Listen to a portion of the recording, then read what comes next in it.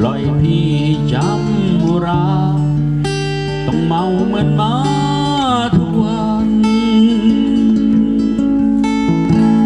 ต้องใช้ยาดองดับความเศร้าหมองให้มันคลายความสุขสันต์อยากจะลืมเธอแต่ทำไม่ได้สักวันหัวใจมันดื้อมันรั้นลืมมันไม่ได้สักทีเมาให้กำแข็งตายไปเลยดีกว่าปล่อยให้ทุกอย่างนี้มันหมดความหมายอยู่ไป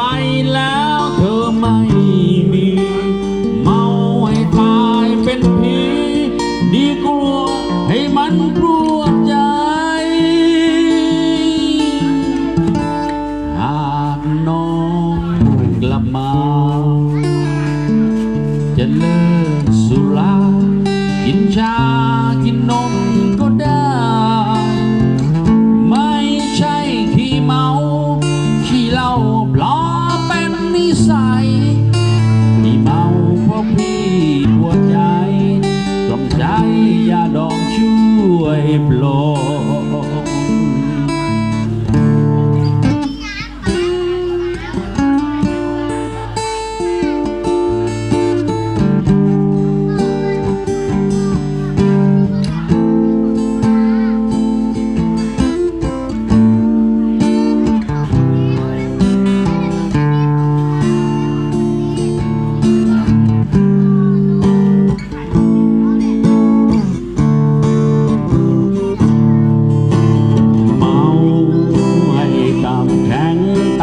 ไปเลยดีกว่าปล่อยให้ทุกอย่างนี้มันหมดความหมา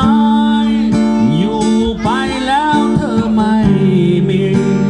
เมาให้ตายเป็นผีดีกว่าให้มันปวดใจหากน้องกลับมาจะเลิกสุรากินชา